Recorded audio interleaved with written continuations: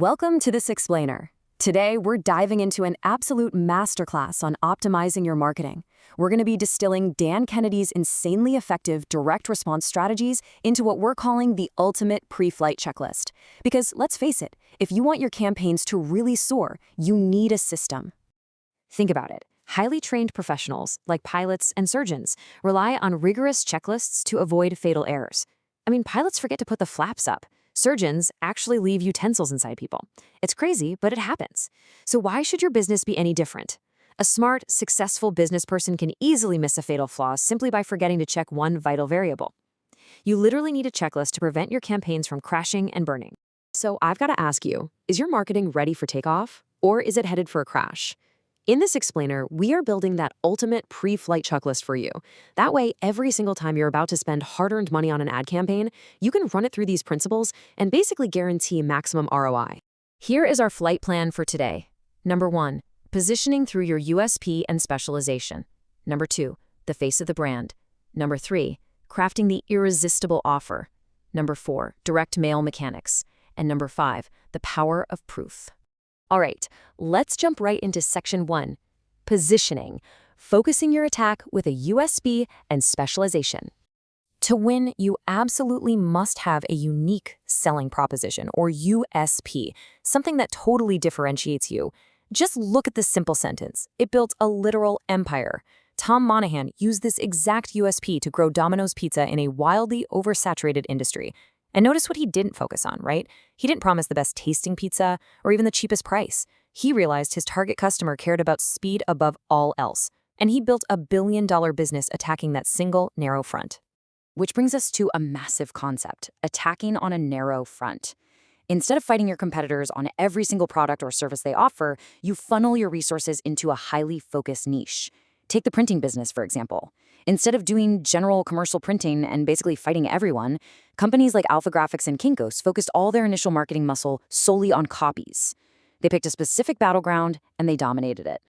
So what does this actually mean for your business model? Well, the generalist model is kind of failing all around us. Independently owned general bookstores are virtually extinct these days, totally crushed by the massive chains. Yet if you look closely, independently owned mystery-only bookstores are thriving. Why is that? It's because specialized products for specialized markets hold vastly higher perceived value than generic ones. And the real kicker comes down to this number right here, 20. Kennedy has a rule of thumb that it takes 20 times as much capital to build a generalist business compared to a specialized one. Think about it. Operating as a generalist means massive inventory, huge staff, and fighting well-funded giants. Specialization, that allows you to win with significantly less money and significantly less risk. Let's move on to section 2, the face of the brand, the power of personality-driven marketing. You know, most marketing is radically enhanced when you funnel the message through a dynamic personality. Just look at these legendary examples. When Chrysler was struggling, Lee Iacocca stepped up. He was believable. You actually felt like this guy might visit a service department and eat ribs with his fingers, you know? In Las Vegas, Bob Stupak took on the massive corporate-owned casinos by being a highly visible maverick owner at Vegas World, literally shaking hands with the customers, who won or lost money to him. Motel 6 uses Tom Baudette's super friendly voice, and Disney has arguably the greatest personality of all time, Mickey Mouse. So why does this work like magic? Simple. People want most what they get the least of. We live in a world full of impersonal institutions, endless automated phone trees, and soulless computers. When you give your public a believable, friendly, regular person to deal with, it's a huge breath of fresh air. It instantly sets your brand apart and builds fierce loyalty.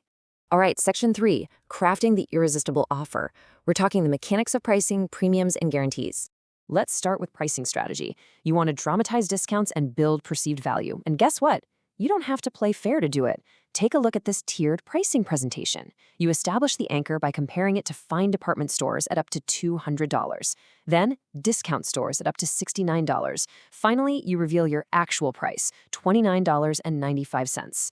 It is an apples to oranges comparison, sure, but it massively favors your product and makes the buyer feel like they are getting an absolute steal. But look, a great price isn't enough on its own. You need a premium. A core Kennedy rule is that the premium, that free bonus gift you include, is at least as important as the primary offer itself.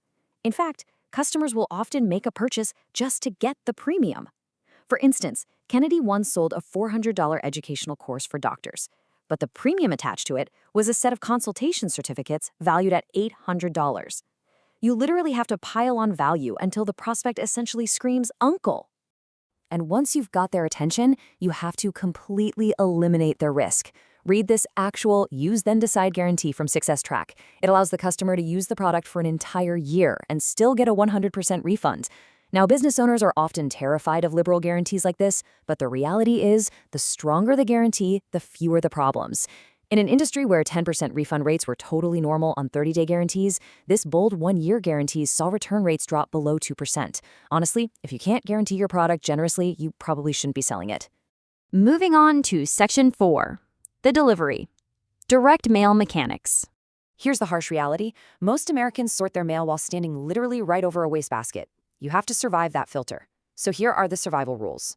First, use live postage stamps. Second, clearly mark it first class. Third, force urgency with a simulated hand-stamped expiration date. And fourth, nail your timing.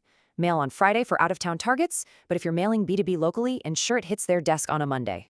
Let's zoom in on postage for a second, because it matters. First class is almost always your best investment. Let the recipient know it's first class. If you absolutely insist on using bulk rate to save money, you must disguise the junk nature of the mailing. Never, ever use a printed meter mark. Always pay the tiny fraction of a cent extra to have your mailing house affix a live bulk stamp. The delivery mechanism is just as critical as the message inside the envelope. And if you execute this perfectly, the results are wild. Some people think direct mail is only for cheap products. Well, Dan Kennedy sent out a highly targeted direct mail offer for his speaking services to exactly 10 select organizations. 10. The result? He booked 6 speeches. That is a massive 60% response rate on a high-ticket service, proving that when the offer and the delivery mechanics are dialed in, the ROI is undeniable. Finally, Section 5, the final check, a preponderance of proof. At the end of the day, there are really only 2 reasons why someone doesn't respond to your offer. 1, they don't want it, or 2, they simply don't believe your claims. Believability is the absolute engine of response. Notice the real-world testimonials here. You must provide a preponderance of proof. You need to overwhelm your prospect with case histories, full names, and locations to prove beyond a shadow of a doubt that your product does exactly what you promise. And that brings us to the end of our explainer checklist. So I want to leave you with this thought. After reviewing your USP, your personality, your offer, your delivery, and your proof, is your next marketing campaign truly cleared for takeoff? Or is a missing variable about to cause a very, very expensive crash?